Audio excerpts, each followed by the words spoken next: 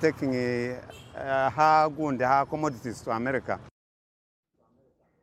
Well, let's stay with this topic. And earlier on, I spoke to Dr. Bamidele Ayemibo, who's a trade expert based in Lagos, Nigeria.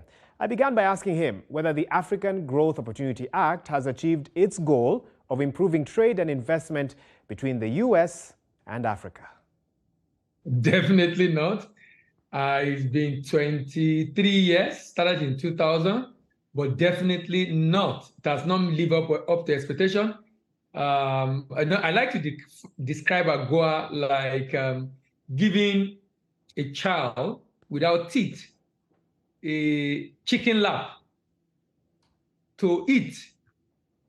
As delicious as it looks, the child will not be able to benefit from it because it doesn't have the capacity to be able to benefit from it, or what it takes to be able to do it.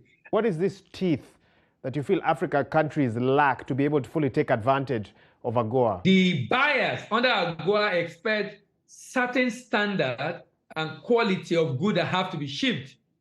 There are processes involved for the product to be eligible. And more importantly, is also competitiveness, to be able to ensure that we're able to sell at a competitive price in the export market. All these are working against Africa. But more important for me also is the issue of export readiness.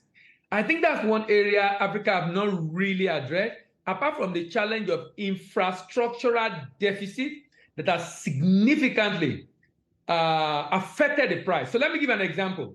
If I'm doing a shipment from Nigeria to US today, I will need about $3,000 to $4,000 to move a container of the product to the US.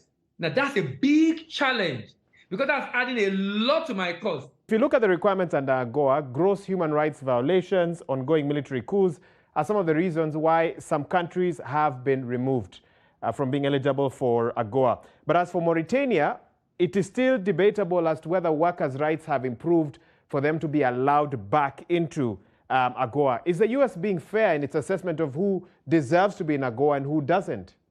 I won't say if they are fair or not. And the reason is this.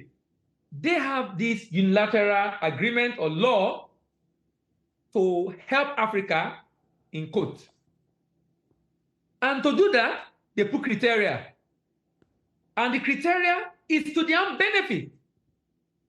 For example, if you are producing or if you stop the import of any item that should be to your advantage but affect the US market, they're going to yank you off Agoa.